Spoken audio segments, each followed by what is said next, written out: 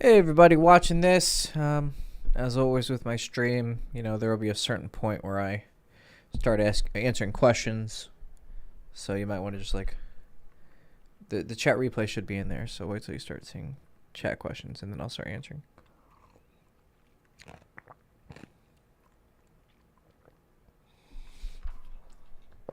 And as always, if you're happy with what I'm teaching, feel free to leave a tip or a super chat or whatever.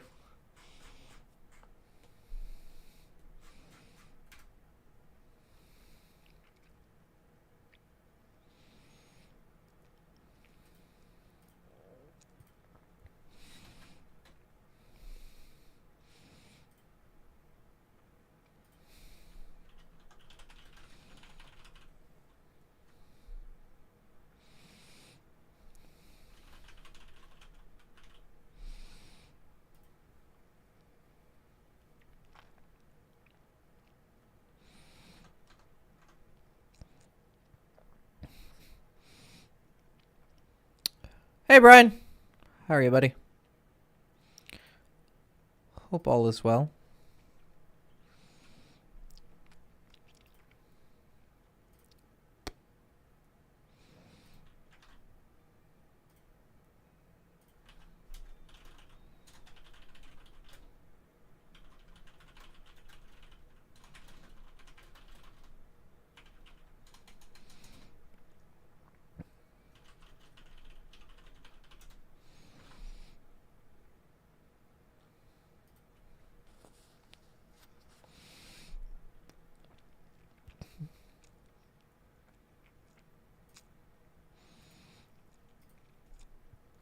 Da da da da da da da.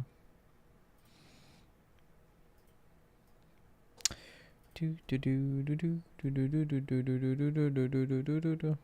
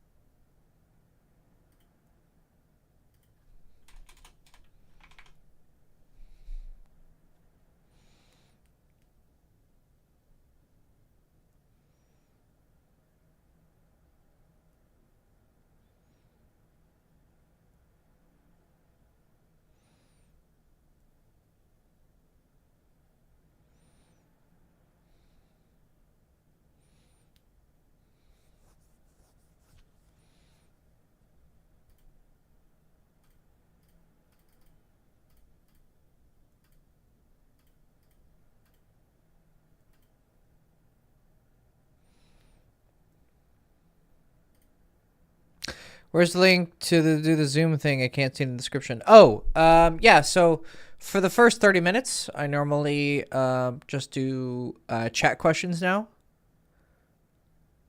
and then at the end I do the Zoom things, because if I do purely Zoom, then I ignore everyone who's on the chat.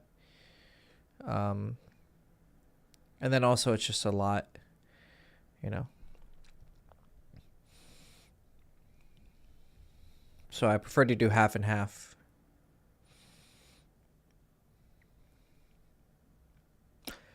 Conversational structure.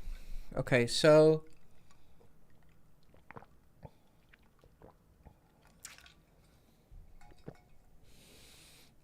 yeah, I mean, I go over it a little bit. I mean, a lot in my course, obviously. So I don't want to give away too much. I have some general principles that I let kind of guide me. But okay, so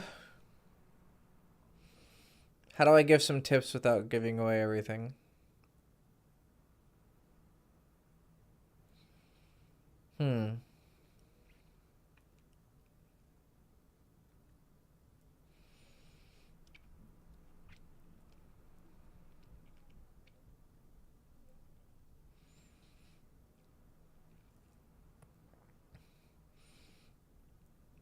Well, it's just my general. Well, here's some tips. First of all, it doesn't have to be profound. Okay, that's one tip I'm going to give you, right? So get it out of your head that this needs to be like a super deep conversation. It doesn't need to be at all.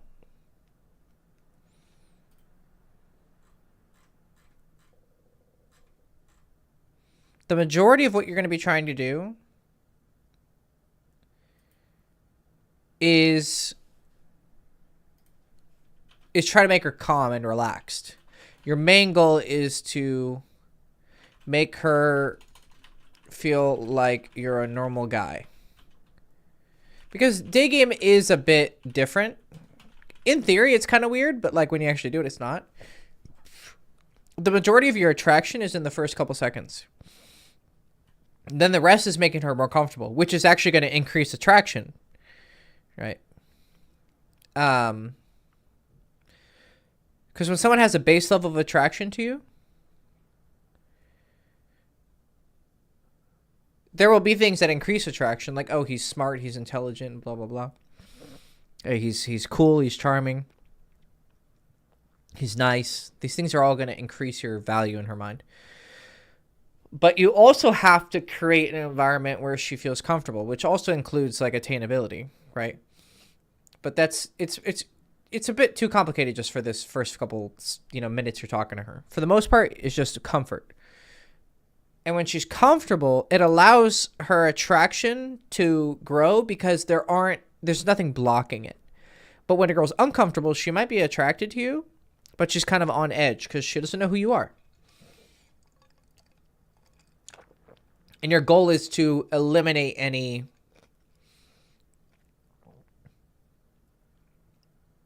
fears, hesitations.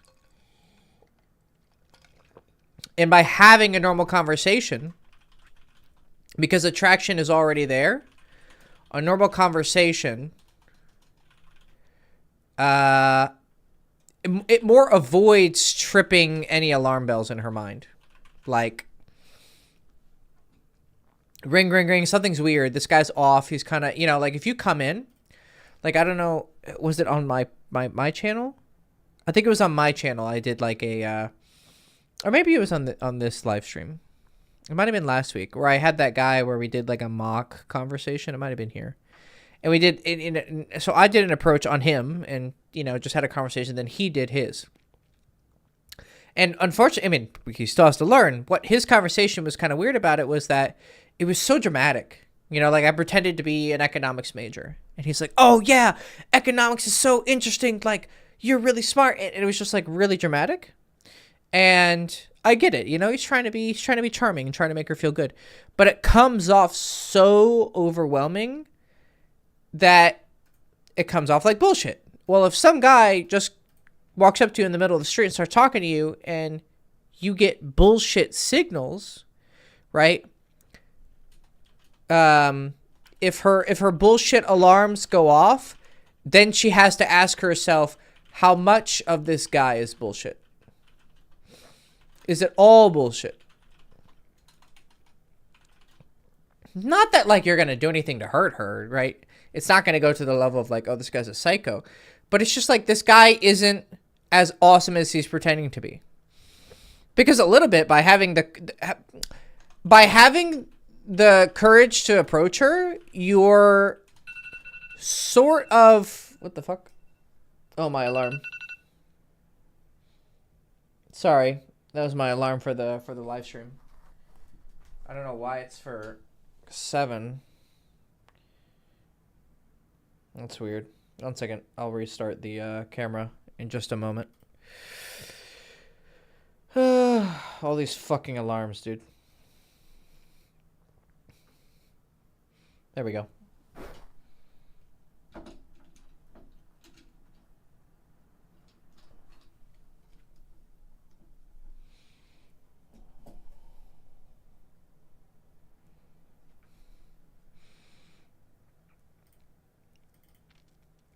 So, by approaching a girl, you're sort of saying, I'm good enough for you. Because when you get rejected, what she says is, you're not good enough for me. Now, you may just not be her taste, so it's not, you know, just like you think a girl's a 7 and another guy thinks she's an 8 or 9. You know, it's a bit of preference, but at the end of the day, the person getting rejected feels like a 6, not a 10. So, normal conversation. Just, hey, what's up? How are you? How's your day going? Like, do you have the conversational ability to make fluffy conversation from nothing? Basically, like, just normal bullshit. Like, hey, what are you up to? You know, what do you do for work? You know, can you make good small talk from just that? Because if you need more than that, you're not a good conversationalist. And a good conversationalist knows not every conversation has to be gold.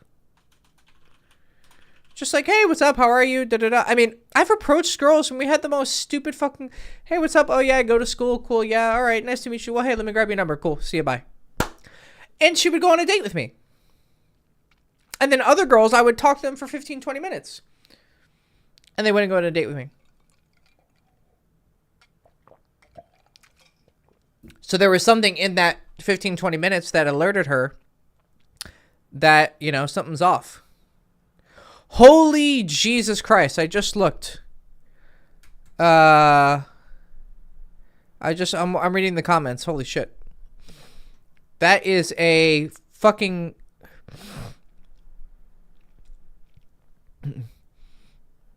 That is a novel, brother.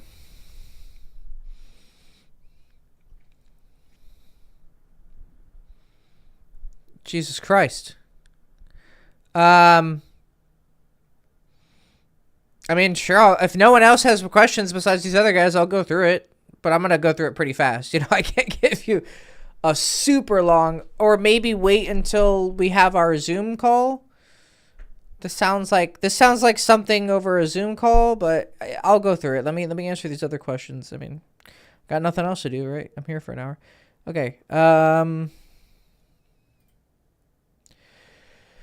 Have you ever had a day game session where you were having amazing interactions with every girl you talked to, but still didn't get a text back from the women? Yeah.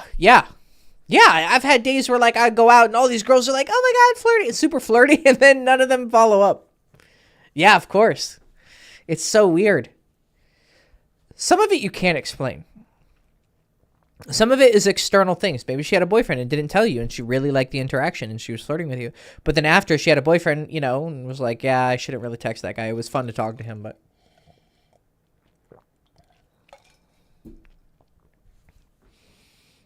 How do you deal with bad times? The only way you deal with bad times is, one, you learn from them. So there was something in the interaction that you did. Not all of them can be chalked up to external circumstances. Maybe you were misreading it. Maybe you thought you were doing great, but you're not. That's happened. I thought I was doing really good, but she was kind of, you know, she was flirting with me, but very cautiously because she thought I was a player. Like, that happened a lot when I first went to California after college, and I was, you know, full on fuckboy. And these girls are like, oh yeah, Rico Suave. And I'm like, oh yeah, they're complimenting me. Like, they think I'm so smooth. And then I realized, oh, they're kind of teasing me too. So your interactions may not be as good as you think. They may start out great, but they end not so great, but you only remember the good part. It's better to end great than to start great. If you start great but end badly, it's worse than starting badly and ending great. Because she's going to remember whatever was the most recent thing. But you deal with the bad times by learning something from the approach. So, like, is there anything I can think of that I messed up? And you might not know, right? That's why coaching is so important, or, you know, reading the right article or watching the right video that really, oh, that was the thing that I messed up on. You know, you don't know. But let's say if you have 10 great interactions and none of them text back, I mean, at least half or more than half, you know, you did something. But at the same time, like, a lot of girls just have boyfriends, brother. Like, it's just statistically impossible to avoid. It's something like 70% of all women are in relationships. Something like that.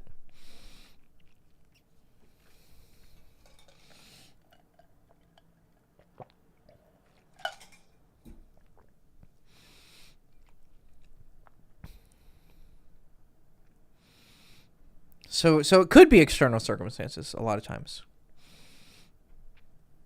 So if you approach 10 girls, 7 of them being in a relationship is statistically normal. Okay, let's get to the novel. Oh, it's still going? Jesus Christ, brother. You should have just linked to the field report in the forum. Okay, bought food and set. Okay.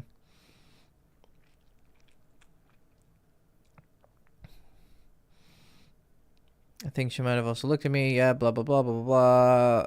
Yeah, it's an approach invitation. Okay. Awkward moment. Her right hand had food. Yeah, okay. 10, 15 minutes. Got to know her a bit. She told me she was a working student. Blah, blah, blah, blah, blah, blah. I asked her what her hobbies are. She said she's into reading. Also asked her pocket novels. Do you like to visualize and imagine yourself in the situation the character is? And she's like, no, not really. She likes to read it from a third-person perspective, like the fourth wall of a movie. She gave an explanation, blah, blah, blah. She's a little shy, reserved, and soft-spoken. Okay. Tom, I'll get you into a second. I just got to finish reading this short story.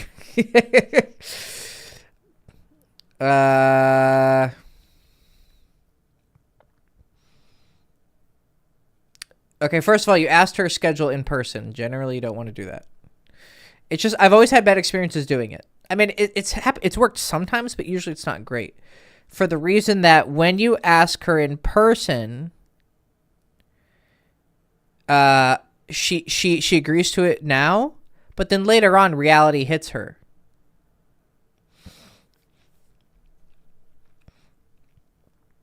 And she's like, oh yeah, I forgot about this thing that I had, or I don't know, I'm kind of rethinking it.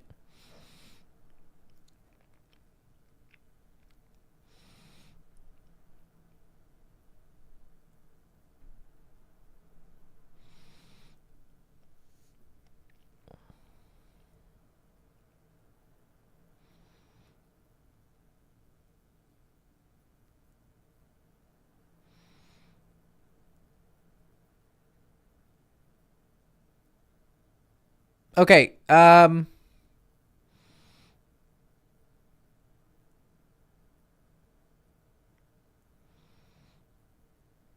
so I still don't get, I mean, so she said she's too busy to meet with you? And then she made an excuse that she's not really active on social media. Kind of just seems like she wasn't interested. But here's the part this is the thing that is interesting. You said approaching her, she wasn't as attractive as I thought. This is something that a few of my clients recently have found out. One of them, I was listening to an audio of his, and the girl was really interested, and then at some point she shifted tonality. Like I could hear it. Like she changed. She became less interested. And I said, what happened in that moment? Can you remember? Like, is there anything that changed? Because you didn't say anything weird. So is there something I wasn't seeing? And he said, well, that girl in particular, when I approached her, she was a bit older than I thought originally she was, so I wasn't as attracted. I said, boom, there you go. That's what it is. You came in kind of all hot, but then you started talking to her, and she could see you're not as attracted. So she lost interest.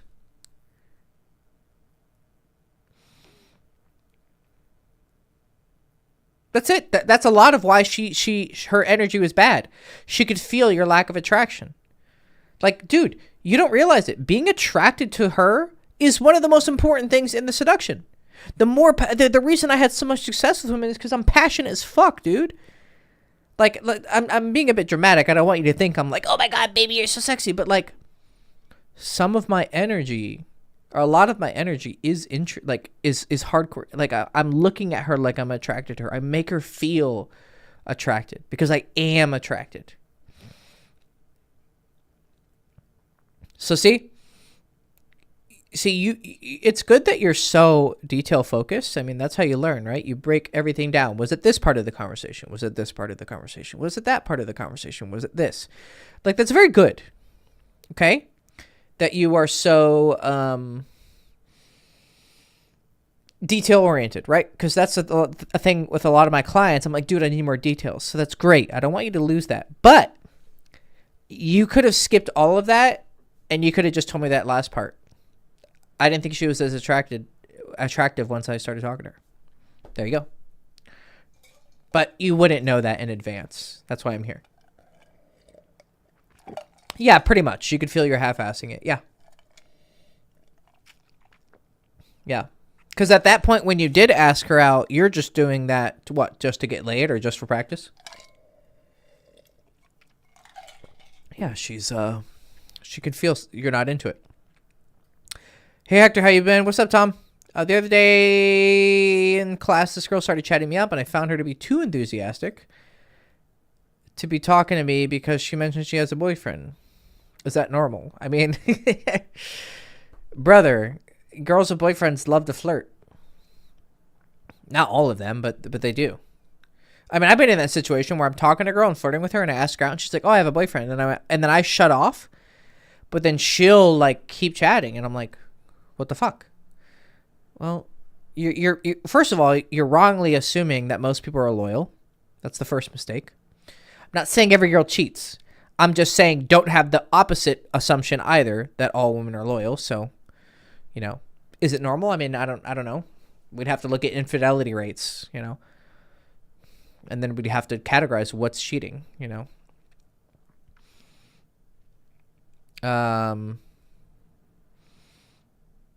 But yeah, I mean, if she has a boyfriend and she's chatting you up, just, put a wall up and have your distance.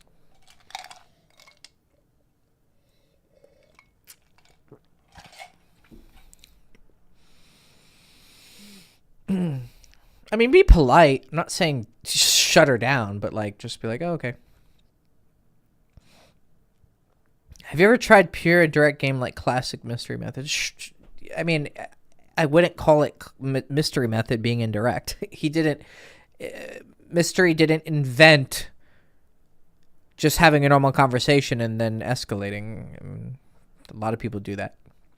But yes, I've done a lot of indirect game too. It's not like every girl I've fucked, I'm like, I want to have sex, let's have sex. If she has a boyfriend, turn her into a pivot for pre-selection. Yeah. Yeah.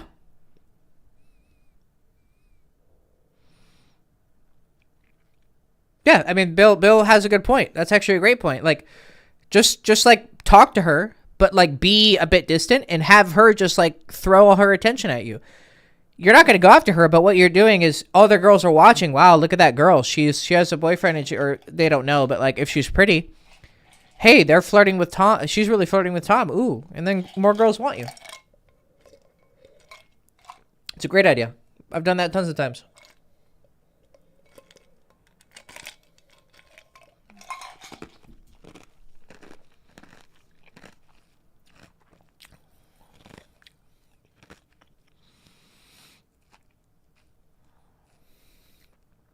She was giving free information and talking most of the time, and I was like, fuck, I feel bad for her boyfriend. Yep.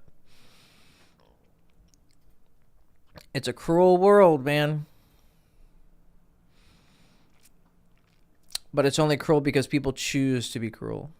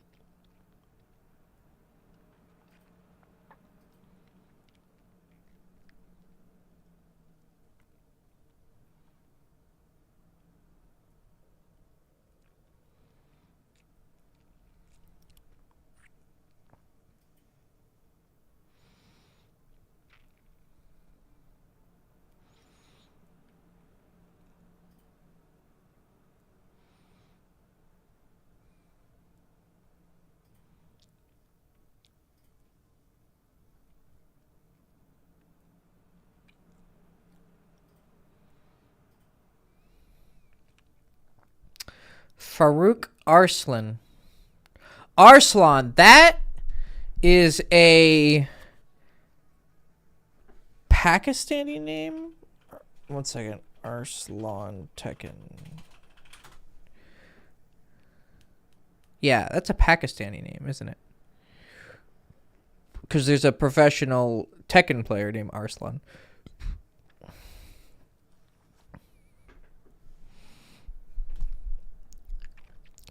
Is it possible to get a girl who says they're only attracted to a certain type of men? I encountered 2 of them so far. One says they're only attracted to men with long hair and beards, kind of like Harley drivers. The other told me they only dated personal trainer type of guys. I took them as truths and didn't try anything with them. I mean, if a girl generally says that, it's I would take it more as like she's just saying she doesn't like you. I'm sure one of those girls would go for a guy who doesn't have those things if he was good enough. But maybe if you have those things, you kind of get fast-tracked. Like, you're in, like, the express line. Turkish. Ah, okay. That was going to be my other guess. The Farouk kind of gives it away, though, yeah. The Farouk is not very Pakistani. The Arslan is, but not the Farouk part. So, yeah. Turkish would have been my other guesses.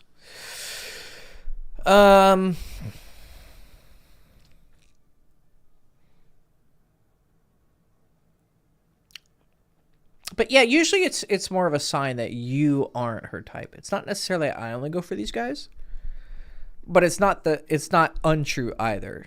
She might be into that kind of guy. Also, girls go in phases. I mean, look at fucking Kim Kardashian, or the Kardashians in general, right? They were just all chronically dating thug black guys, rappers, right? And then all of a sudden, you know, the one sister marries that drummer from Blink-182, I think, and then Kim dates fucking Pete Davidson, and then now Kylie is fucking Timothée Chalamet. So girls can go in phases too. But generally, if she's saying it to you, then that's just a sign that she doesn't necessarily like you. But it depends on the context. It depends how she says it. Like, does she bring it up in response to you asking her out? Well, then yeah. That's generally a sign that she's not interested. But if she kind of just says it, like, in general, like, oh yeah, I really like biker guys. Okay. Like, I went on a date with one girl, and she was like, I'm into K-pop looking guys. But then I'm like, what the fuck? Like, I'm on a date with you. Like, I'm curious, you know? But I did a few things wrong. I held her hand, and I think it was a bit too romantic, because she even said something. But the reason I did this is because sometimes I'm so much of a fuckboy, I need to balance it with romance. And I generally am a pretty romantic guy. But it was a mistake with her. And I had a client just do that with a different girl this past weekend. He went on a date with kind of more like hardcore party girl who he'd made out with, and she grabbed his dick like randomly while they were making out. And then they went on a date a few weeks later, and he held her hand while on the date. I was like, no, not with that kind of girl. You know, it doesn't fit. So I wouldn't, you know, every girl has to be, you know, I mean, still try. I mean, what the fuck? Ask her out on a date. Why not? You know? Fuck it. Why not? Unrelated, but got accepted into my school of choice. Woohoo! Good job, Tom. Happy for you, buddy. What are you going to study? I got a single room on campus. Bro, you lucky fuck. I had 3 roommates, brother. 3. Fucking Chinese guy who played League of Legends all day and watched movies. He was cool, though. He loved guns. Fucking loved guns. I mean, you Noodles in the KOC book. And then the serial killer looking white guy, but he was a nice guy. He was a really nice guy. And then the party frat boy. But I'm glad, because without the party frat boy, I would not have gone to look for a fraternity. There was 2 people who got me into fraternities. One was him, and the other one was a different guy. And he's the one who showed me to the fraternity I ended up joining.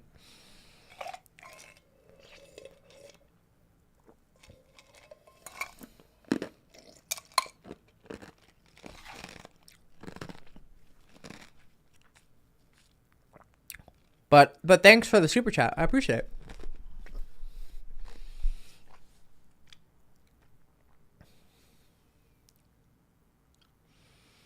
But yeah, you're gonna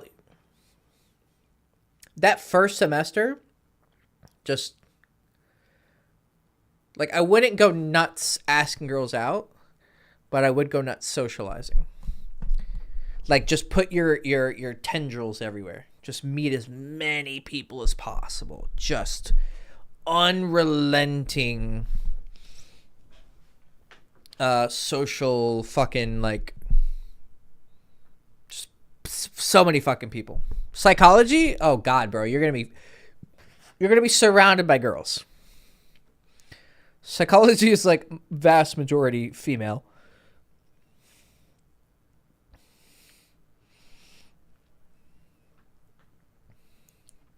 Just be careful. Most of the girls who do study psychology, a little bit fucked up, in my experience. A little bit off.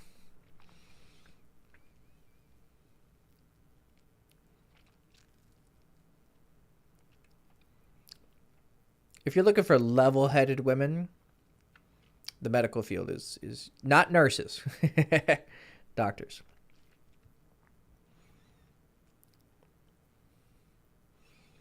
Engineer women are too masculine.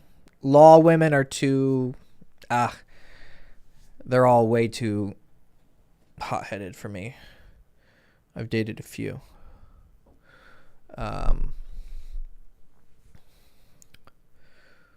But...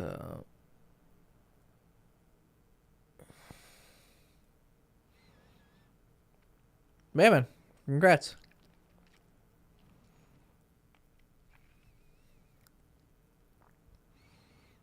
And of course, I would advise trying as best as possible not to drink.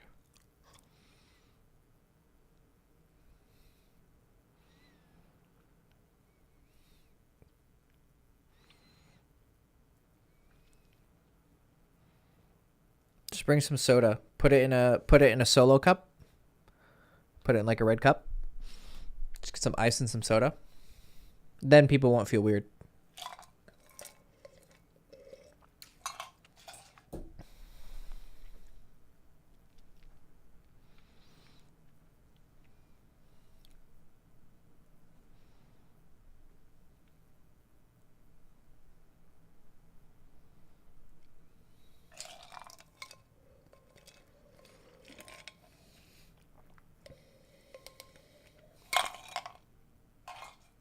I like eating ice. Sorry, guys. Sure, it's probably fucking loud and annoying.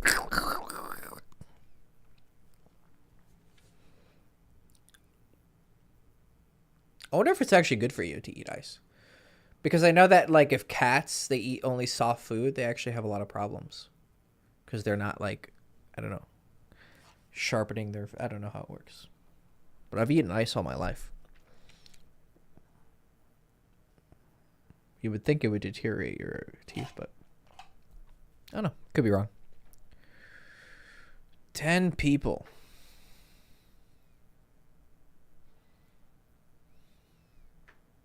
Damn.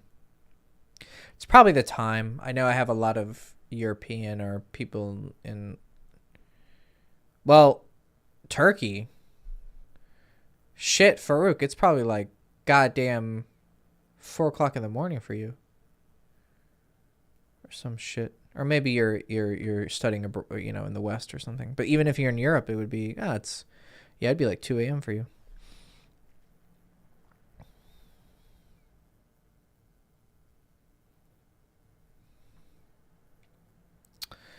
I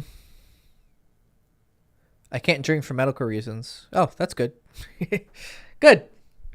Whatever health issue you have is it's turned out to be a positive.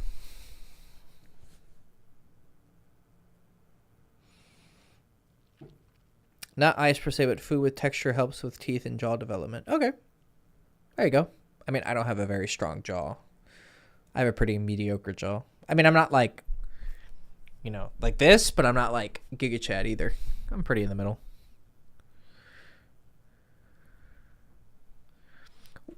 What do I do if a girl calls me cute then asks for my number? You say, hey, you're really cute too. Sure. If she's being the aggressive one, let her. Whenever girls chase, just go along. It's a weak point of mine that I only get with girls who find me attractive. I can kind of see maybe you mean something different. Like that's obvious. Like, of course, yeah, girls who are attracted to you. But I think you're kind of trying to say something different. I have exotic qualities that are not everywhere in Turkey. I think it's my comfort zone. Like, are you blonde or something? Like, do you have some foreign blood in you? I mean, you use Geralt as a profile picture from what I see, right? Yeah, that's Geralt. Yeah, are you blonde or something? Or are you an albino?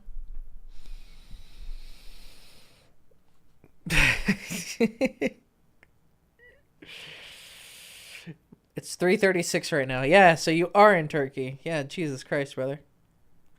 Well, thanks for coming in. Oh yeah, how's my my Turkish? I have a Turkish friend. Play video games with him. How's he doing? Oh, he hasn't messaged our group lately.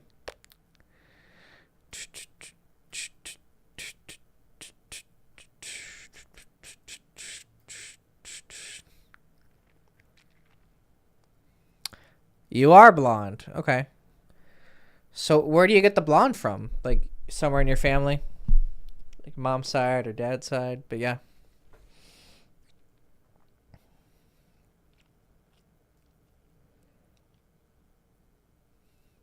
Are you dark-skinned and blonde? That's an interesting combination. Or are you light-skinned and blonde too? But yeah, I mean, you're going to be different. You're going to be different in Turkey for sure. I mean, everyone's like kind of a little bit darker toned, dark hair, brown eyes. Yeah, you're different. It's cool. Use it.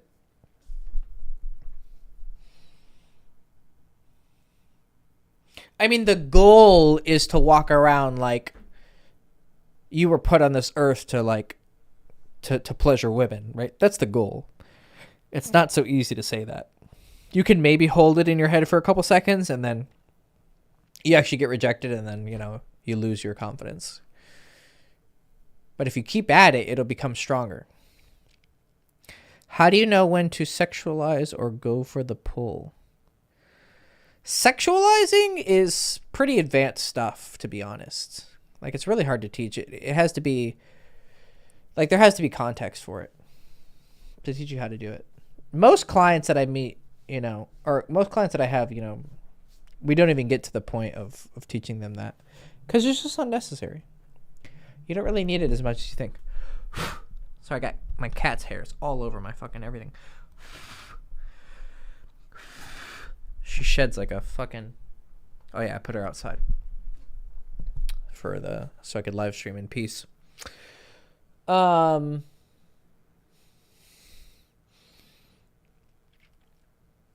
going for the pull, that's very different. Go for the pull when you think you should pull. And if you don't know when you should pull, then you need to start just going for it. That's how I learned. When should you invite a girl to have sex? Well, try inviting a lot of girls to come home with you, and you'll find out pretty quickly when is a good time and when's not.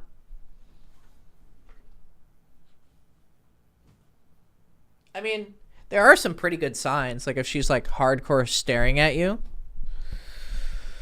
giving you doe eyes, biting her lips, like checking out your body. If she's like really talkative and excited and then kind of just goes quiet. If she mentions that she's tired but then doesn't like, she says she's tired but she's not going to leave. She's like, oh, I'm tired. I'm going to go home and get some sleep. That's just her being tired and going to sleep. She's like, oh, I'm kind of tired. and doesn't do anything, that's a sign that she wants to go in bed with you.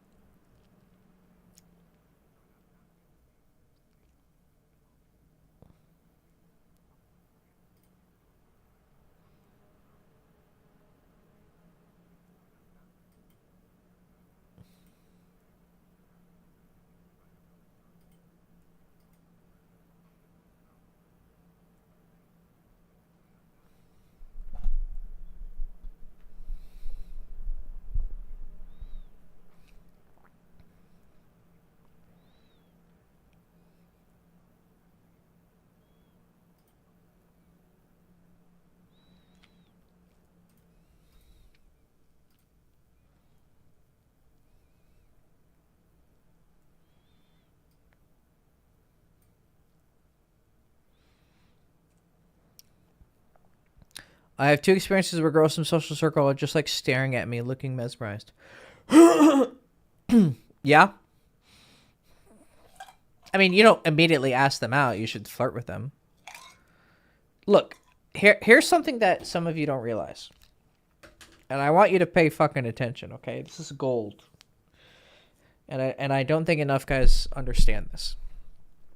There are women out there right now who are 10 out of 10s in your book, who, for whatever reason, are just going to be highly attracted to you. The reason you're not getting with them, well, you just don't approach them. But second of all, you're not willing to understand.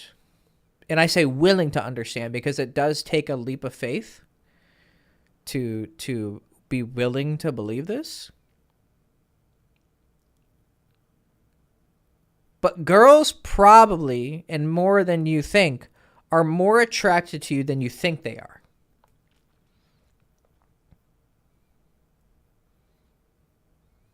So, you think, wow, I kind of remember there's been some times in social circle where some girls are staring at me. They're more into you than you think they are. But you never did anything with it, did you? Girls are more attracted to you. And there are probably girls on a daily basis you're leaving a shop or and they look at you and you just dismiss it. You don't understand. There are so many more girls that are attracted to you than you realize.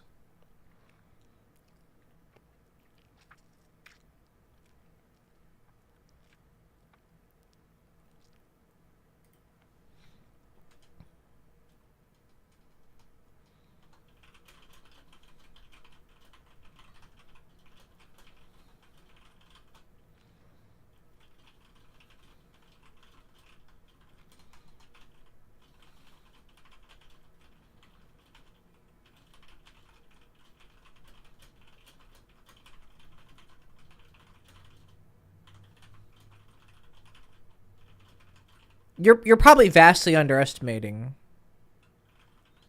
your attractiveness potential. Techniques to reverse a rejection. Pretty much nothing. Time. Okay, there's 2 things that are going to change a rejection. Pretty much. Time and pre-selection. Time and change. Meaning you actually change in that time, and then pre-selection. So, like, if you're in a group of friends and there's a cute girl there and you really like her and you ask her out and she's like, whatever. Okay, cool. Then you stop hanging out with those friends for one reason or another. Maybe you stop hanging out with them because you really like her and you're embarrassed to be around her anymore. I don't know. And then you go off and, you meet some new friends and you kind of become a little bit more charming and you improve. And then 6 months down the line, a year down the line, 2 years down the line, whatever, you run into that group again. They're like, hey, man, what's up? How are you? We're going to go out. Do you want to come with us or go to dinner or whatever? And you meet her again. And you've changed significantly enough. You're going to get a second shot.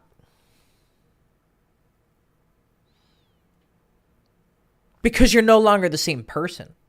The guy she rejected last time is not the guy she rejected right now. Or yeah. The guy she's talking to right now and the guy she talked to last time. Nah. Different person.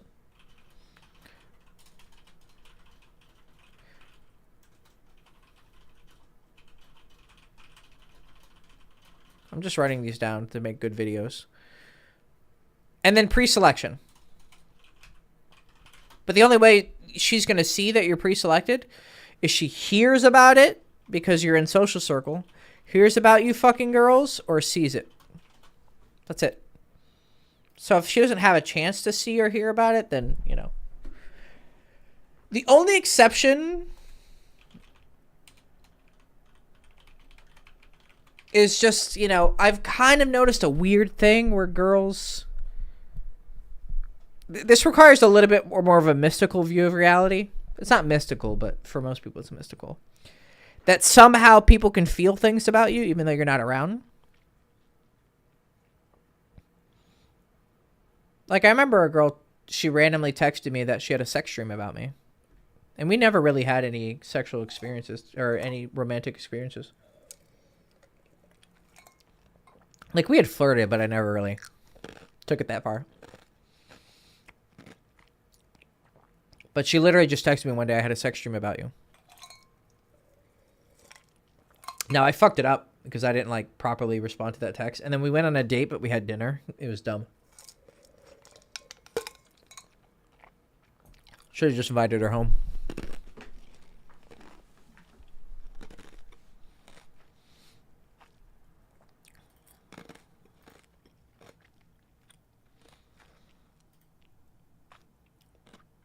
But why did she randomly do that? I mean, it was out of the blue. I hadn't talked to this girl in a long time. Probably she was hearing about me hooking up with girls. But sometimes I've had girls who, like, kind of disappeared, and then I'd fuck a new girl, and all of a sudden they start texting me. Like clockwork. Like, literally the next day. I don't know how else to explain it. I've had it happen a few times, so. One time I had a guy who I knew. I wouldn't really call him a friend because he didn't really turn out to be a good friend. But at the time he was a friend. And he was having trouble with his girlfriend. She had probably cheated on him. From the story he told me, she probably did cheat. It was really sketchy what she did. Like, she was studying abroad and then she hung out with this guy. But then it sounded like she cheated. And he was pretty sure she cheated. But he was depressed. So I was explaining to him, like, bro, da-da-da-da-da-da-da-da-da. And I could see in his eyes, he was starting to understand, hey, just break up with her. Like, you can be free. I mean, he was a cool, good-looking guy. It's like, bro, just go get some new pussy. Like, what's the problem? And he kind of was accepting that reality. Bro, during our conversation, his girlfriend called him.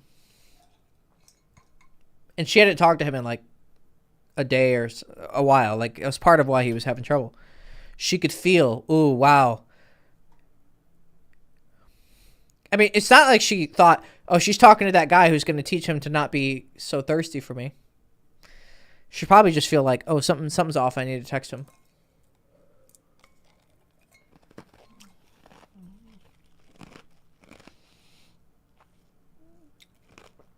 It's just like, this is an evil example because I was a piece of shit. But I was fucking this one chick who had a boyfriend. And we'd sleep together a lot. So it was like she was chronically cheating on him. It's really bad of me. But he called a few times while she was over at my place. And she just straight up lied to him. But, like, he knew. He could feel something was up. And it was bad of me. But, like, it's an example that people can sense these things.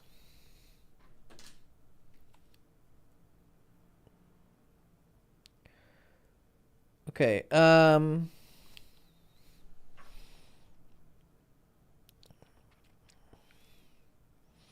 do I flirt when a girl looks at me? Say hi and have a conversation.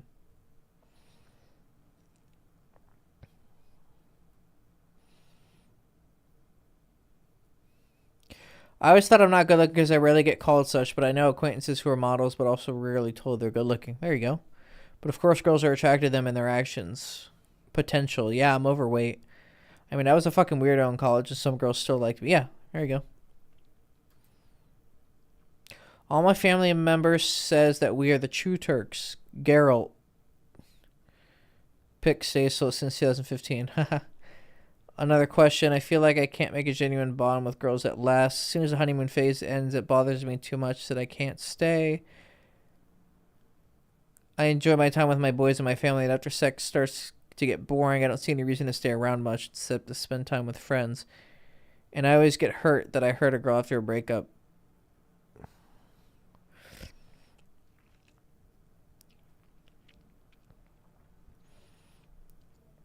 I can't make a genuine bond with a girl that lasts. The honeymoon period, you mean after the first couple months you're fucking? Like, you just get bored?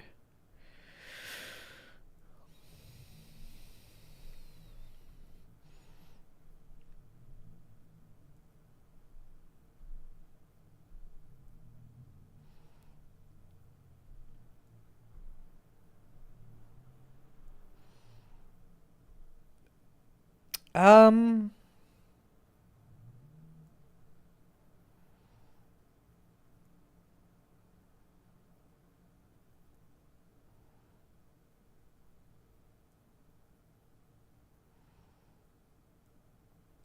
Are you going after girls who you're really attracted to?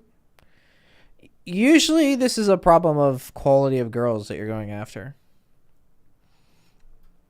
I mean, are these like your ideal women, or are they like sevens to you? Like pretty, but eh.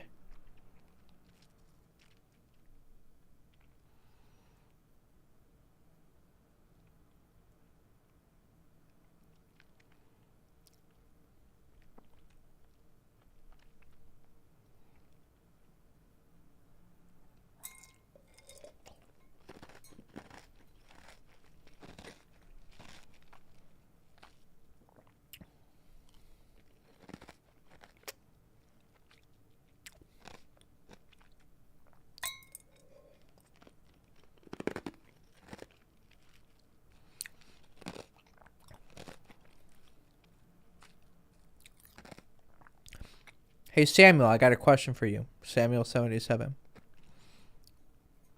How many approaches have you done in the last 3 months? I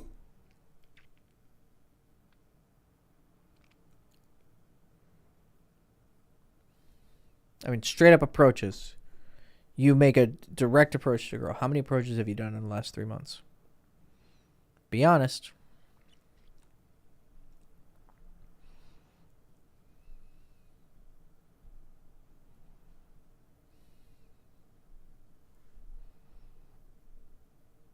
Oh, yeah, I forgot to do the Zoom session. Shit.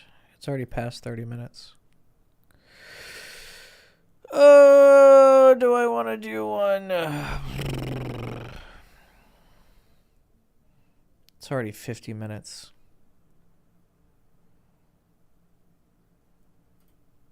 All right. I'll answer like a few questions. A few, I say. You get one question.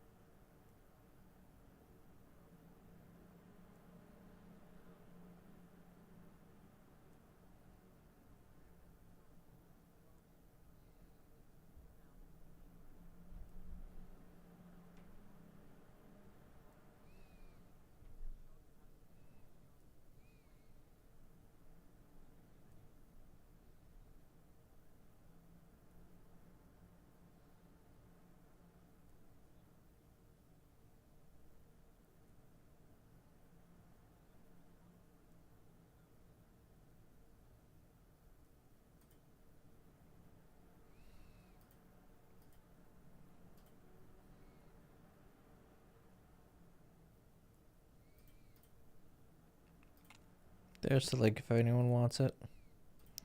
Hey, Davion. Good luck with your play session. Sure, you're doing great.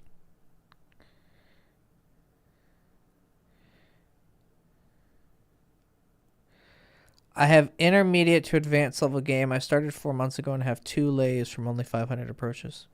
That's great. I'm really happy for you. But that's not intermediate to advanced. That's not how that works. So what do you mean you started 4 months ago? Like you already, like how many lays have you had before you started? If you say like 30, then yeah, you're doing great. You're definitely in the intermediate stages. But if you're like, I literally just lost my virginity, no, that's not. I'm getting, the reason I'm asking for details is because you ask questions that they're either like, you're just kind of a direct guy or they're completely just keyboard jockeying. But if you did 500 approaches, then that's great. Then yeah, then I can be a little bit more detailed with my answers to you. But let me move over to Raj. What's up, buddy? Can you hear me, Raj? How are you, man? How you doing? Oh, I'm pretty. Oh, wait a second. Let me turn on my desktop audio so people can hear you. Oh, I have music going. Well, I don't want to get banned on YouTube for using uncopyrighted music. It's just a few seconds, so it shouldn't. The algorithm shouldn't pick up on it, but we shall see. All right. So, yeah, we talked a couple months ago about possibly coaching. You said you were in, were you in Thailand or something? Where were you? I was in Colombia and now in Colombia. Mexico. Okay. Okay. So you're more of a South American guy. Okay. You like Latinas. Yeah, getting a little tired of Latinas to be honest, and thinking about moving to Europe this summer. All right. Switch from caramel to vanilla. Okay. Nice. Yeah, I've been cold approaching mostly on the streets. I actually picked up this Swiss girl on holiday from Cold Approach. A what girl? A Swiss girl. Oh, Swiss girl. Oh, while in South America? That's funny. Okay. Yeah, she was a tourist. I saw her with a backpack. Those are like the easiest lays, so I had to go talk to her. Yeah. Girl traveling alone, she's down for casual sex. That's usually a pretty fucking good indication. Like tattoos and European. Oh, Yep. oh yeah, everything. Traveling alone as a girl with tattoos. Yeah, she's looking for dick. She's looking for brown dicks specifically. That's why she's in South America. She found a little bit different of a shade of brown with you, but still brown. So she got what she wanted. So good for you. Yeah. Yeah. So you So enjoyed I her know. more than the Latinas? You were like, you know what? I need to switch to European girls, or Uh, well, she did wasn't you that fuck her? feisty to be honest. Yeah, yeah. Oh, okay. She wasn't that feisty, but she was still a good lay. Yeah. It's just I've been in Latin America for like on and off for like the past 2 years, so I'm getting kind of Oh, tired. yeah. Yeah. Okay. I got you. Yeah, I know you lived in Romania, right? A lot of people told me it's like pretty difficult to get established there, like cold approach. But obviously, as a master tier individual, you must have a different opinion. I mean, yeah, I don't think anywhere is difficult. I mean, I remember I was in Barcelona and Chase was like, "Oh, all my friends told me it's hard." I mean, but they told him the same thing when he went to Asia, and then he was fucking girls on the first date when they said, "Oh, this girl from this country, whatever, Chinese, Korean, whatever, they're not like that." And then he's fucking them on the first day. He's like, "Okay, clearly you're wrong." Right. So I felt the same thing in Barcelona. I was depressed as fuck and, starting to be an alcoholic, and I still fucked like 4 chicks while I was there. I barely even tried, and I 4 girls? Four, I forgot exactly. Yeah. So, I had no problems. Um, Romania, half my lays are Romanian. Um, let's see. But, I've gotten girls in Norway, in Netherlands, Slovakia, Ukraine, Romania. So I don't think you should. Anyone who says it's hard, they just suck. Um, and that's fine. Or they have some sort of mental block, so they actually have trouble. Like if you believe they're hard, I mean, you're gonna get some confirmation bias. I mean, they're gonna be harder because you're gonna be treating them differently. But at the end of the day, a girl is a girl. So, unless you're in fucking Saudi Arabia. And even then, I'm sure lays would be pretty easy if you're willing to risk death for it, but I don't know if that's really worth the catch risk. him straight cheating milf say. Yeah, well, hopefully not, because then you got, you get what, well, you don't get what's coming to you. I think that's a pretty extreme, but, Yeah, I still was not good, but thinking yeah. either like Portugal or Romania. Obviously you picked Romania. Was there a reason you picked Romania over all the other countries you could have picked? Well, because I started there because Chase invited me to do One Date. His product One Date, the it's like the flagship product for Girls Chase. I'm in it. Yeah, Where I actually bought it and then used it oh, and successfully used it multiple times. It's great. okay. Well, you Highly remember recommend. I was in it. I interview him. Yeah, yeah, So yeah, I know. Yeah, of course. so that's why I went to Romania. It was because he invited me. Okay. So that's how I started there, and then I had a lot of fun, and I was like, oh shit, I like Romania. But then I went to Barcelona because I wanted to see what else was out there. I lived in Barcelona for 6 months, then I went back to America, and then I was like, you know what? Of all the places I visited, Romania is the move. So I went to Romania. And I was kind of dating a girl there, and so I had some connection. Um, so that's why I went to Romania, and then I stayed there because it was cheap. To stay there wasn't that expensive. You just have to make a business, and then pay business taxes. But you can, I didn't really, I wasn't smart with it, so I paid way too much in taxes. You can totally just like, move money around and without lying, pay low taxes, and then cost of living is extremely cheap. You could get a decent place for 500, 600 euros a month. And then the girls were really hot. I liked them. The guys suck. The customer service is the worst you will ever experience. Well, I can't say that. I haven't been in certain places, but the worst customer service I have ever experienced was in Romania. People are extremely rude. And for the most part, extremely lazy. Just generally a disrespectful culture. Not a fan of the culture at all, but the girls are hot. So it's cheap to live and the girls are hot. So if that and the city is absolute dog shit garbage. So, but for me, my only focus was, can I survive? And, are there hot girls? That was my main thing. So if that's your main thing, then that's where you want to go. If you care about, I don't know, the beauty of the city or, the customer service or a nice, place to live, Romania is not the place to go.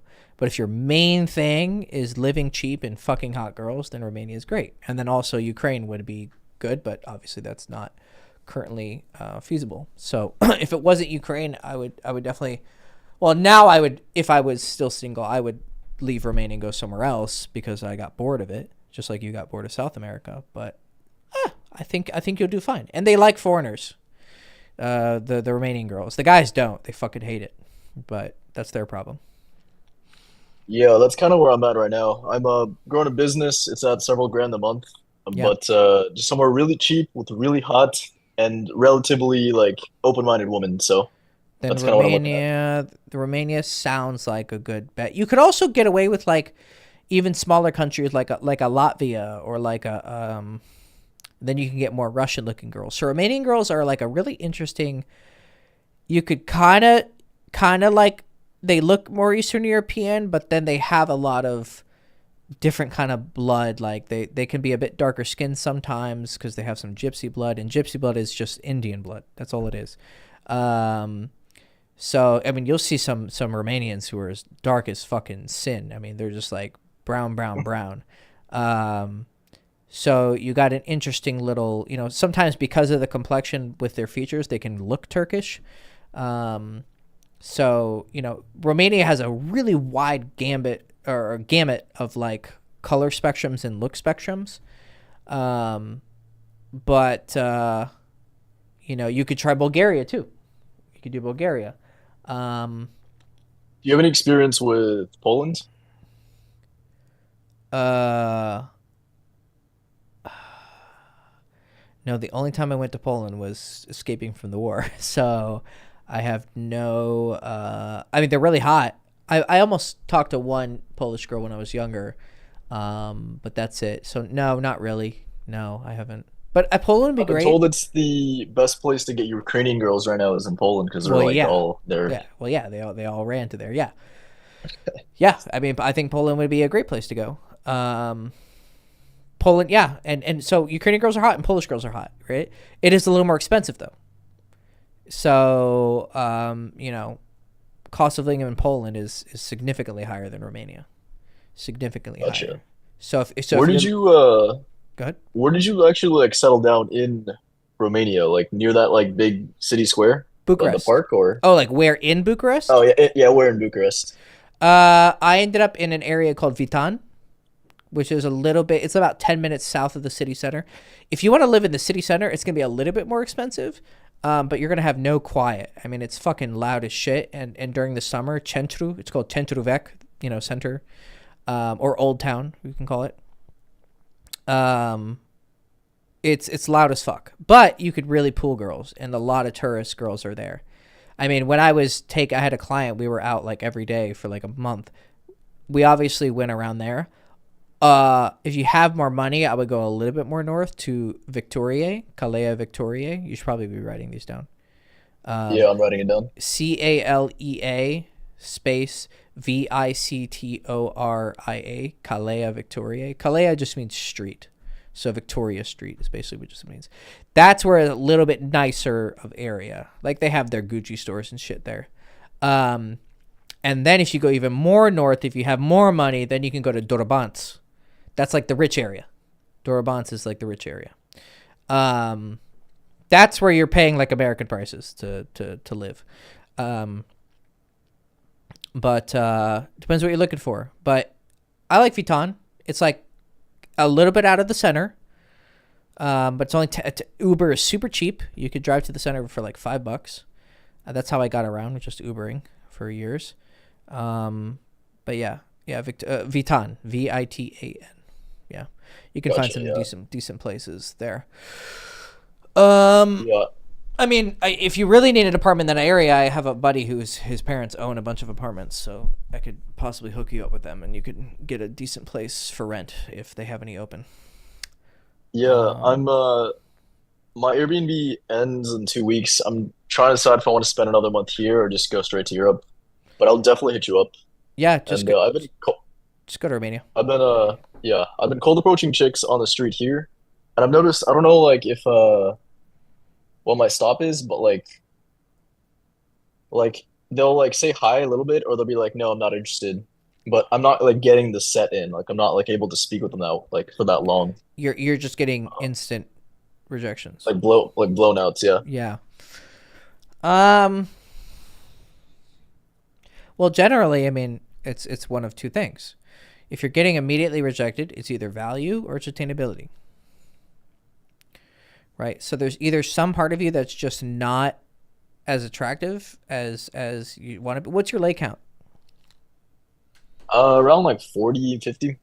Then it's not value. That's not your issue.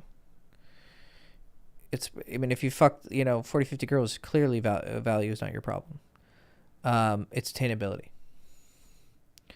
It could also be English. Like I don't know if the girls actually spoke English. Like It shouldn't really matter too much. okay. I mean, my wife didn't speak English on our first date, so. Dude, you're married now? Yeah. Holy fuck, man. Yeah. When did that happen? A year and a half ago. Damn, congrats. Yeah, thank you. So no, she didn't even speak English on our first date. So we use Google Translate, so it's not I don't really have any limiting factors in my head.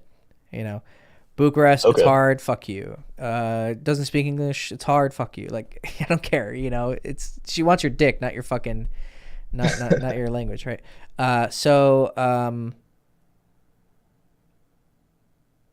No, I don't think that's it. I think it's attainability. I think you're hitting the player paradox, which is a very interesting place to be, where the more attractive you become, you it's kind of like radioactivity. Like enough radioactivity can create energy, but if it's so much, then you have a Chernobyl situation, right? So you're being very attractive to these girls, but then it's hitting this point where it's not being contained and it's not being like protected.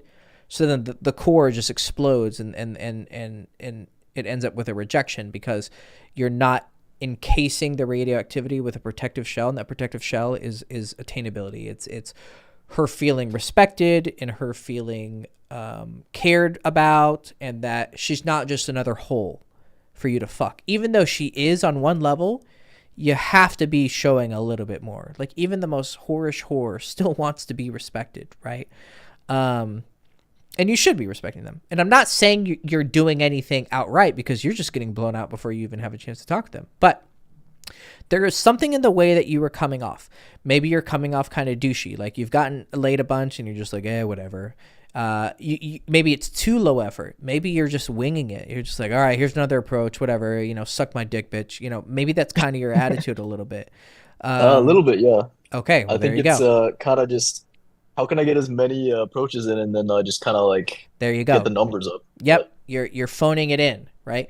So what you need to go back to is a little bit back to the beginning, so to speak.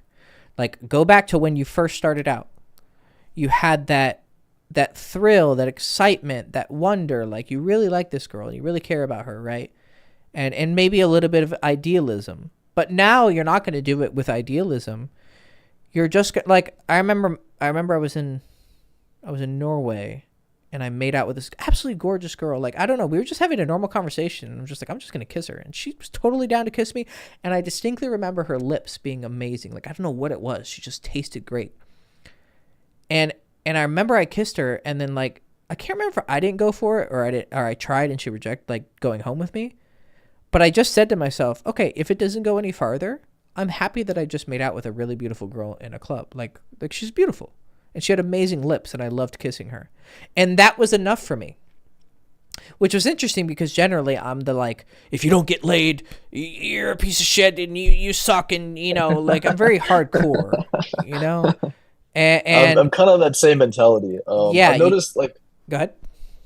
Like when I wasn't as, I guess, like confident, I was like, it was easier for me to get laid. Like I would do the dumbest shit and it would still work. But I had that like wonder, that joy of just like being there. Yeah. And now it's a little more like mechanical, I feel. Yeah. Which is good to a certain extent. So what you built up, you needed that stage. So that was the highly technical stage. And that was important, right? But you have to sometimes shift gears because you get too close to your work. Like you get too up your own ass. So it's like, all right, let me shift things around, right? So what I would advise for you to do is kind of, there's a bunch of different ways you can go about it depending on your personality. Like you could see it as like, I just want to make girls smile. Like how can I make them smile the most? Or you know what? I'm not even going to try and get laid. I just want to like have a nice time. Now, generally these advices are things that people always give out. Like, oh yeah, don't even try to get laid. But then they tell it to the wrong person, right? But since you already have gone through that hyper technical stage of like going for the kill and it only matters if you get laid, like even if I get my dick sucked, it doesn't count as a check mark on my scoreboard. Like, that really hardcore technical journey. You've already gone through that. So then if you go back to like, you know what, I just want to go on a date and have fun, you'll still have all of that hyper technicality in the background kind of working, but without, but now it'll be kind of softened. It'll have like it won't have so much edge. It won't be so hardcore. And when you actually spend time with these girls, they're going to feel more relaxed because they don't, because they can feel that you're just another lay. They don't know they won't be able to express that. It's not like they're reading your mind, but they'll know something is off about the way you're going about it, and then they'll reject you. But then if you're just there to have fun, you will sometimes be too far, and you'll miss out on a lay because you didn't see an escalation window. That's fine. in order to evolve, you have to be willing to take momentary losses to make uh, a large long term change in your game. So you take little losses now, but as you're taking those losses, you're kind of shifting your gears in the right direction. And then once it's kind of like that new gear has been put into the mechanism, then the machine will actually operate even more efficiently. But during those couple months or that year or however long it takes, to actually implement this, you're going to see some dips. But you're already seeing rejections. So you just have to accept that these momentary losses are worth it. So you could be, what I did is I became more romantic, but I'm a romantic guy. I'm very dramatic. I probably was an actor in my last life. Like, I'm very dramatic. So being romantic works for me, right? But that may not be in your toolbox. So you just need to find a way to make her feel more respected or more cared about. So it could be wanderlust, it could be romance, it could be being really, really, really nice, like overly nice to the point where you feel like you're being a beta. Like, try different angles and see which one kind of you'll see, because you'll do it and all of a sudden, like, all these girls will start reacting differently to you. Like, when I switched to the romance and super nice thing, it was like night and day. Like, girls went like from being on edge around me to like, they're going to give everything to me. They're so sweet.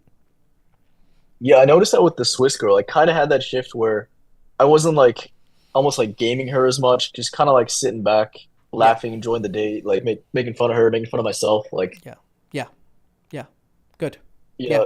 Do that more. I definitely noticed that. Yeah, and like I was super nice to her. Like, she got over my place, got her some water. I was like very respectful. Like, Yeah. didn't like push things. I still like got laid, but I wasn't Yeah. like such a like an animal, you Yeah. know? You weren't a dog about it. Yeah. Yeah. Yeah. Yeah. Yeah. Yeah. No, definitely. Okay. All right. But here's the question. For you, what was she, like a 7, 8? Like, what was she on your Yeah, scale? like a 7. 7. So it's going to be harder once you do it with an 8 and a 9. Because then your mind is going to go into like survival mode and you're going to be like, "Oh, I have to get her because you really care about her." So, but the thing is, the game should still be the same. So getting a 10 is the same game as getting a 7, but the question is, can you implement it, and can you implement it with a low degree of error? Because obviously the more hot girls have less room for error because they can afford to have less room for error. So, Yeah, I was with a Russian girl at a bar, and I just totally fumbled the bag. She was like a 9 for me, like just yeah, redhead, like green eyes, like absolutely gorgeous, like yeah, fit as fuck, young. And yeah, I was just like, oh, like kind of going animal a little bit. Like, we're making out a little bit. I didn't know how to like. I invite her back to my place. I give her some like dumb excuse. It wasn't very smooth at all. She was like, "Nah, I'm not that kind of person." We go back to making out, and then she's like, "Yeah, I'm gonna go to the bathroom," and then she just left. oof, yeah, But I think I went a little too animal there. Not, I wasn't. I went from like enjoying myself to like trying to get laid, and I think she kind yeah, of felt that energy. yeah, because you went into, so it's at least better than being the nice guy, where the nice guy, when he meets a 9 or a 10, he just goes totally on the defensive and like, oh, I don't want to make any move that's gonna upset her, right? You went to the opposite extreme, which is like just be a dog and treat her like a whore because don't put her on a pedestal, which is fine. It's at least better than not taking action, but it's still too much of extreme of an action. So you have to be able to find that balance of like being a dog but not. So that's what your next step is going to be. But that's how you can get started with that. I think in hindsight, mechanically, I should have moved her around a bit more because I only moved around once, and then like once we started Mm, making out, I'm like, "Let's fucking go." Maybe uh, moved around a little bit and enjoyed it a bit more, and then gone for maybe. the That's or you just, I think it's more think. like an energy like mindset kind of thing? Well, it's not necessarily energy mindset. I just think that's one way that if you moved her around with the same energy, then it wouldn't have mattered, right? So yeah, Yeah. yeah. So I think it was a little bit deeper than just I didn't move her enough. See, that's you still thinking too technically. Which at the end of the day, everything can be broken down technically. You'd have to give me a full field report, and like I said this, she said this, I said this, and then at some point we would find the technical error. But what caused the technical error was a wrong mindset. So they're kind of the same thing. Just which came first is basically it. Yeah. Gotcha. Yep.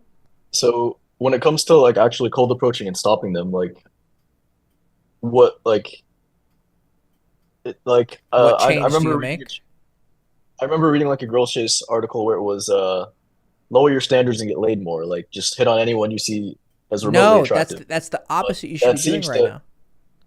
yeah, like that seems like I was doing that before because I read the article, but it seems like I need to shift away from that into Correct. only going after the girls that like give me that feeling of joy and wonder. Correct. Good. Yes. Correct. Yes. That's a good place to Okay. start. Yes. So it'd be less approaches but more quality. Correct. That's one shift you can make. There's going to be other shifts. Whatever I said to you, try to just like find your own way. Like how is Raj going to implement what Hector just said? And that is one way. Just increase your standards. And then try some other things. Okay. Yeah. But generally, if it comes off like a player, don't do it. Except for obviously going for the sex. That should be that's not being a player, that's just being a man. Yeah. Yeah. Okay. Yep. So I would say that I'm like intermediate. Yeah. What were kind of like the mindset shift that you had to make in order to go from intermediate to advanced? Was it kind of like being It's what less I said. mechanical and going It's for what I that said. joy and wonder? Yes. Yes. It's what I just said. Everything that I just went over is exactly what shifted me to go to advanced. And then after that, there was a shift back to technicalities. But that's down the line. You have to shift towards the more abstract stuff now. And then later on, somewhere down the line, if you want to keep going, you'll shift back to technicalities. And then it's just a game of shifting back and forth until you don't have any more questions. That's it. There's no need to ask someone's opinion on anything outside of like something really niche that like you don't know how to just how do I deal with this when she's pregnant or something that like you never really encountered before, because but it's not really like a game question. It's just like a general. But yeah, so you just Gotcha. That's a beautiful way to put it. I really like that. yeah. Well, I'm glad to help. Glad to. I'm glad it makes sense. Sometimes this stuff can be kind of abstract, but yeah.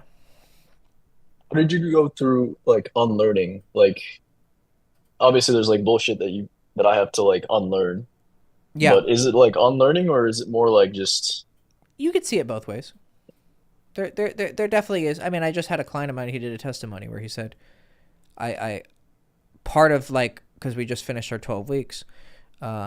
He said, I did learn some things, so but also I felt like there was a lot that I had to unlearn and cut and get rid of. So it's both. There's going to be a lot of unlearning, but there also will be learning. It's not one or the other. But yes, yeah, a lot of it is unlearning bad habits. But then you have to replace them with something. You can't just totally be nothing because that doesn't make any fucking sense. It sounds like a nice idea, and there's people who recommend that. Like, just have no, the best game is no game kind of bullshit. But that's just garbage. That's just Zen wannabe poetic bullshit. So it's a mix. what But do you yeah. think is the most efficient way of undergoing these paradigm shifts?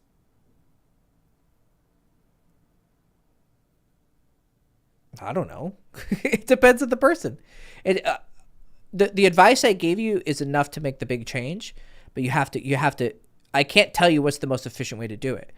That requires long term, paying attention to you, right? Like I give you a treatment, and you're like, well, what's the most efficient way to take this treatment? I'm like, well, start drinking it, and then we'll see, right?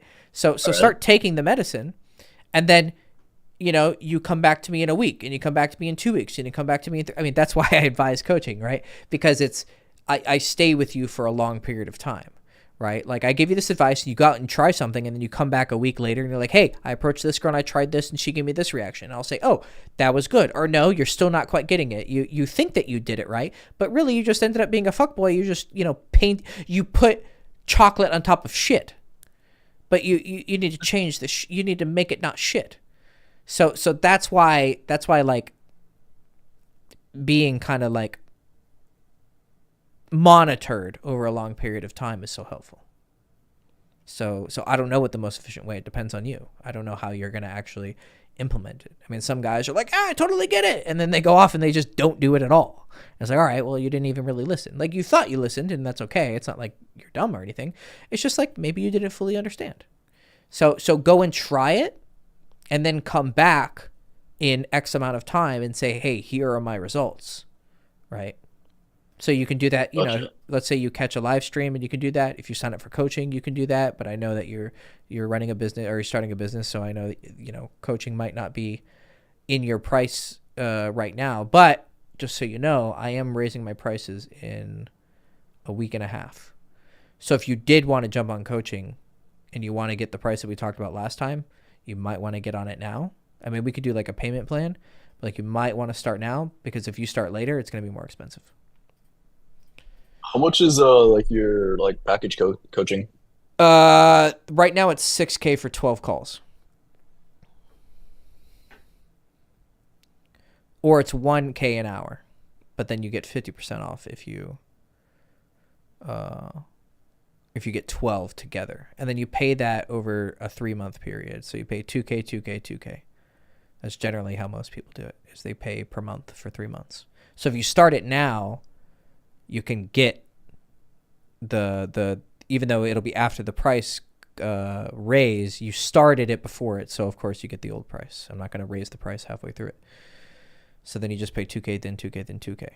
Or if like you really, really need and you space it out more, but then, we can only do the calls every so often, right? Let's say you do want to do, okay, let me do 1,500 a month, and then you spread it out. But, spreading it out too much is generally 2K, 2K, 2K is how we do it. Because then I have to go to Chase and get a new link, and it gets all fucking complicated and shit. So my best advice would be the 2K, 2K, 2K. What are you using for payment processing? Oh, Stripe. I think Stripe is Stripe. Yeah. Okay. Yeah. I use Stripe in my personal business, and then Girls Chase also uses Stripe. Gotcha. Have you heard about pay funnels? Pay funnels. Are those like they'll give you like a loan and you pay that company back? Is that how it works, or what? No, I have it integrated into my Stripe, and it lets you make like payment plans and stuff like that a lot easier. So Oh, yeah. For my personal business, I just make custom invoices, and then Chase probably does use that. Yeah. Chase probably on the website, but he just gives me like a group of links. Like, here's direct payment, here's payment plan. Probably he is using that. Yeah. But I don't have access to it, so I have to like message him and say, hey, this client wants this particular payment plan, and then it just gets fucking complicated, and I have to wait like a week for him to get back because he's super busy. So I mean, it's super easy to use. It's like $30 a month or something like that, and you can like make all sorts of. He probably does use it. I don't have access to the payment infrastructure on Girls Chase. Okay. Because it's not my Yeah, business. just wondering. Yeah. What's the price going to go up to in a couple weeks? So the 6K is going to go to 10K. Goddamn. Yeah. Well, it's still actually, if you think about it, it's actually still normal pricing because it's 1K an hour, but then you get a 50% discount. So now you're just not getting a 50% discount. You're getting much less of a discount. But then the single hour is also going to double. It's going to go from 1K an hour to 2K an hour. So yeah, it's a dramatic jump, but for a variety of reasons, I have to do it. Yeah, what's kind of the deadline for that? You said like a week and a half. April Is there like an exact 28th date? is my birthday. April 28th is my birthday. I turned 32. So my birthday present to myself is this price increase, this leap of faith in myself. That's Gotcha. my present to myself. It's a dramatic jump shift, but I've had clients who can pay it. I just didn't ask for that much. Because I didn't have that level of self-belief at that point. Kind of like a guy who's fucking 7s and 8s, but he never fucks his ideal girls. But then at some point he has to believe it, right? So I'm just doing the same with business. Because I had a fund manager who he signed up for coaching a long time ago when it was $4,000, and I told him the price and he laughed. He said, "That's it." I said, "Yeah." He's like, "Bro, you should be charging 10K minimum." And I was like, man, maybe one day. Well, the day has come. So, hey, if it fails, it fails, whatever. But I have to stick with it once I say it, So, Yeah, I'll just have to look into my finances, but can I get back to you, maybe send you a message on Instagram?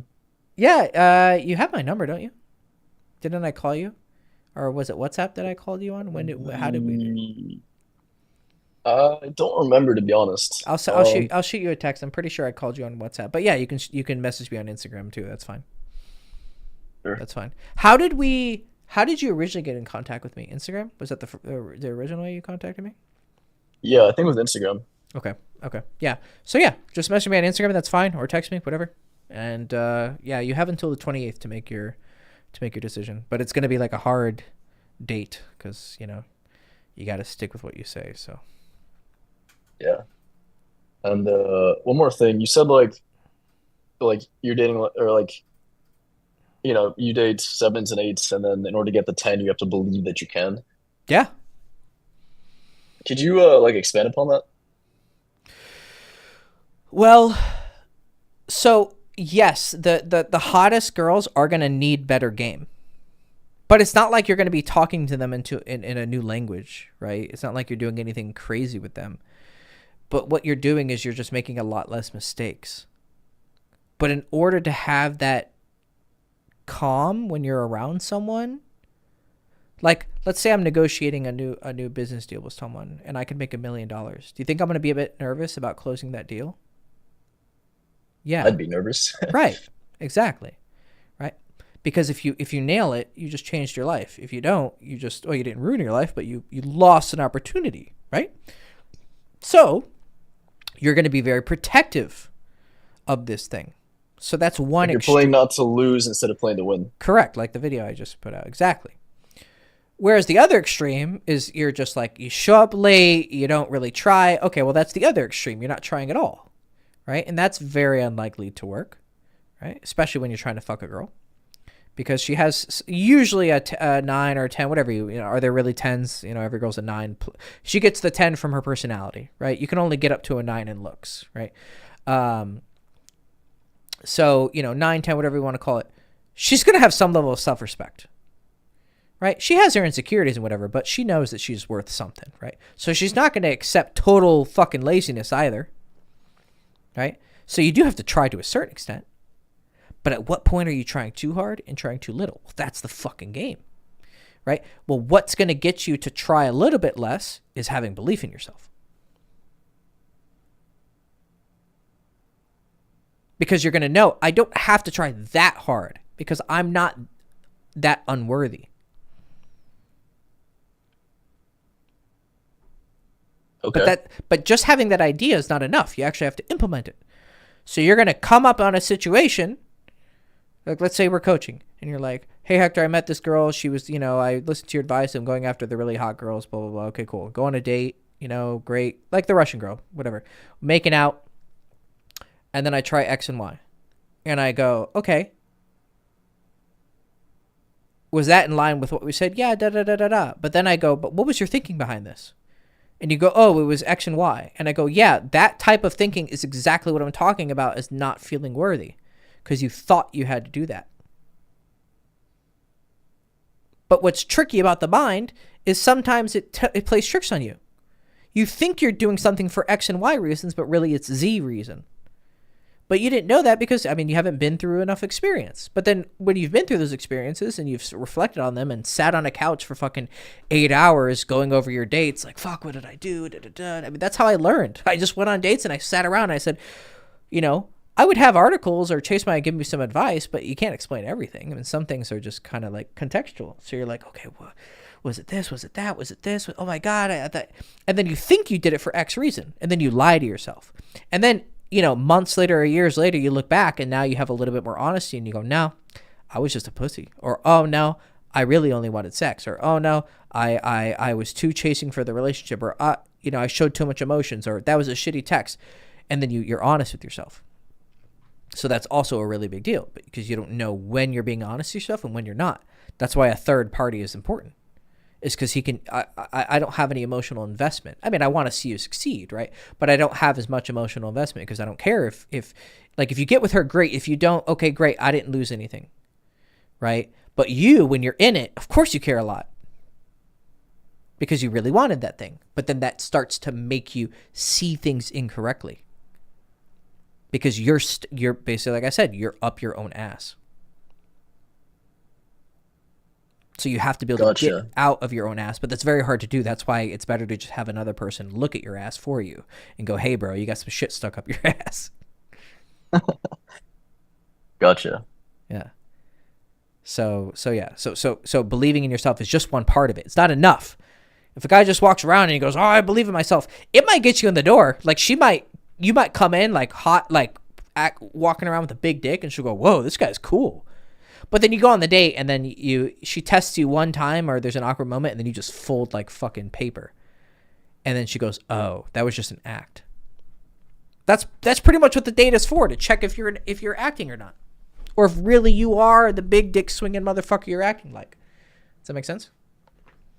Yeah. That's what the date is. It's an interview. So, there you go. You got 30 minutes of free coaching. 36 minutes of free coaching. Congratulations. I appreciate it. I feel like I learned a lot. Definitely want to. Well. Yeah. Appreciate it. You can get an hour of that every week if you want. So. Yeah, let me know. You got till the 28th to make your decision. I mean, you could always get it after, but it's going to be more expensive. And that's fine with me. If you want to, it will be. So, yeah, man. Well, I hope it helped. Gotcha. Even if you don't do coaching, I hope it was enough. It's enough to get you in the right direction, but that's what coaching is. Usually I tell the guys in the first couple calls, everything they need to know. Usually the first call doesn't cover it. Maybe the first 4, and then after that, it's reminding him, because people fucking forget shit.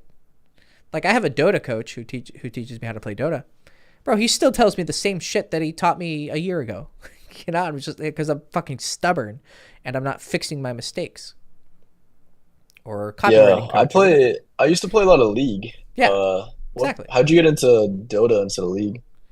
Well, that's kind of a waste of a question, to be honest. But because I'm not a child. I'm a real man. Right. Real men play Dota.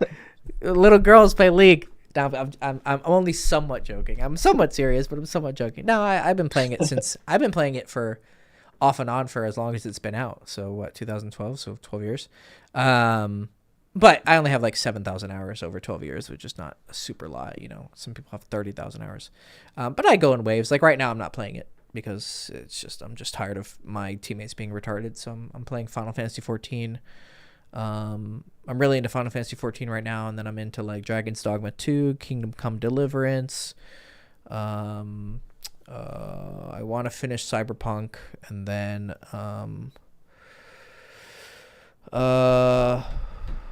Farouk, one of the guys, of course he's Turkish. Of course they play League. He said, "Little girl here," so he's a little girl. So yeah, real men play Dota. But yeah, so I'm a big gamer. I have a huge PC sitting right next to me that I just bought. I was a huge gamer as well. I built my own PC. But how do you sort of I have it in my head that as an entrepreneur you shouldn't be playing video games, but you seem to have no issue playing video games and doing really well for yourself. So how do you kind of deal with that duality? I think that idea that you shouldn't play video games is, I don't know where it comes from. I think guys just, for me, when I focused on girls for a couple years, I didn't play any video games. That was important. But then once I got to Romania and I got established, then I would play games all the time. What's stopping you from playing 3 days in a row and then working 3 days in a row, or, playing every day? But then as long as you get your work done, who gives a fuck? I don't know. There's a certain point in my experience where working harder doesn't actually get results. There's only so many fucking videos I can put out in a week. Would I be more successful if I put out 10 videos a week? Maybe I'm just coping and I fucking suck and I need to put out more videos. But I don't know. I've put out 600 videos on YouTube and I only have 30K subscribers. I don't know. What's the cause? Maybe I suck. Maybe I'm not as good as I think I am. I don't know. But you can't control the algorithm. So just like you can't control people, you can't force people to. Yes, is hard work important? Sure. But is there a certain point where it's just patience? Yeah. Same thing with girls. Is doing 400 approaches versus 500 approaches really going to change a lot? Probably not. But is 400 versus 50 approaches? Yes, of course. Yes, there's a certain level. There's a certain level of work that you have to put in, but there's also a certain level of like, you could get cancer tomorrow, Raj, and you could be given 6 months to live. So, what's your motivation? I'm very acutely aware that I can die. I mean, after Ukraine, I'm very acutely aware that it just takes one bad thing to happen, and I don't know my karma. I could have hurt people in my last life, so I have a short lifespan. So I could die tomorrow. Who knows? So am I really that obsessed with making money? No, because that's stupid. So, I mean, I think hustling is important, but I think that the hustle porn that entrepreneurs sell is also a bit toxic. I think you need to find what works for you. Who knows? Gotcha. Oh, Maybe taking time off work and just playing video games might actually help you because you'll get out from under your own ass. Maybe you're too up your own ass, so you need to reevaluate things and redirect yourself. So that makes sense. And if you're not happy, it's going to affect your game. So if you enjoy playing games and it makes you happy, then go play games and be happy, and then you go out to approach the next day and hey, you're in a little bit better of a mood. Or you're out approaching and it sucks, and you go, at least I got League. Right? Okay, cool. It helps you cope a little bit. I mean, you're still a little girl, but like at least you're you're not suffering as hard, right? Yeah, for sure. So, how do you view like porn and masturbation? Like, do you think it's better to retain that energy? Because I struggle with like porn addiction and like masturbating all the time for like a while. I'm trying to quit it, but I jerk off a lot and I'd still fuck a bunch of girls, so I don't know. That's a little bit more complicated, and I got to get off here. I'm supposed to be on here for an hour, but gotcha. I'm not really a big nofap guy. I think you should jerk off as much as you want. Porn, it could be toxic, it could be good. I don't know. It depends on what you're struggling with. Yeah, it's a bit complicated, but jerking off I think is completely fine. But if you're really worried about the porn, then just jerk off to your memories. I mean, you fuck 50 girls. I'm sure there were some great memories. Just allow those memories to get you to bust. Okay. Yep. All right. Yeah. Thank you so much, Hector. Appreciate it. You're welcome, man. All right. Stay in touch. Yeah, we'll do. Cheers. Cheers. All right. Rick, you're way too late, buddy. You should have jumped in. You just jumped in. Nah, it's cool, dude. Okay. I'm not going to ask anything because I still owe you approaches, man. You still haven't done your approaches. Exactly. There you go. You got to go do your approaches. All right, I'm going to buy a course, bro. I'm going to do my course. I'm going to do my approach as soon as you buy your course, brother. There you go. There you go. Get that course. And who else is in here? I remember this picture. That is Zoom user 1. Hello? Oh. I'm still looking for that college kid who asked me for I promised him King of College, but I lost his fucking email. So I'm waiting for him to come back. I feel like such a dick. I didn't give him his Dude, I want to buy your King of College book. Is it available? No, it's not ready. It's not ready. I'm still working on it. It just I promised him that I would give the draft to him, but no, I'm still working on it. I'm trying to fix it up. So probably won't like officially be done till like the fall, because I want it to be perfect. But okay, cool. It'll get out. Don't worry. No, but like it had an old version, right? Like what's wrong with the old version? It's got some shitty stuff in it. You know, like me kind of being an asshole, and me being a little bit too, just me recommending some shittier stuff, and me being a little bit too unapologetic about fucking girls with boyfriends, and I made it clear in the book, like, hey, if you make these decisions, there are consequences. But like I feel like it still came off a little bit too like I'm endorsing these behaviors, and I want to make it clear that I'm not. And I just it's more of ethical stuff. And also I do have some new perspectives that I think, like, I looked back on what happened and I think I didn't fully understand, and now I fully understand what happened. So I want to make sure that like it's the complete edition, you know, like it fixes any things that I think are not, so good about it. So it's much better now. So it's not just about like the moral, ethical problems, but also like, oh, there's actually better ways to. I Yes. mean, there's a bunch of other things you've learned about game. Okay, Yeah, cool. yeah. It's majority ethical stuff, but a few like definitely some technical changes too. Well, I mean, I'd love to buy it even in its previous form, if that's okay, because you're gonna give it to another guy for free anyway. I'll think about it because I don't like giving half-assed. I feel I have a lot of pride in my I want things to be really pretty. I'll think about it. Sure, bro. All right, All no right, man. pressure, man. Huh? Yeah, because I bought your texting book. It's great. It's Yeah. great. Cool. I just now I just need to do my approaches. Well, yeah, you I'm need cool. girls to text, right? Yeah. You can't Yep. text Yep. nothing. So go approach. Yeah. All right, Sir. buddy. I'll Thanks, see you. bro. Yeah, I'll be on my channel on Sunday for the my channel live stream. So Okay. Appreciate buddy. it, bro. See you, man. Take care, man. Bye. Bye. All right, everybody, my friends and little girls watching. Those who play League. Wish you guys the best of luck. I will see you soon. I'll do my live stream on my channel on Sunday. So that's usually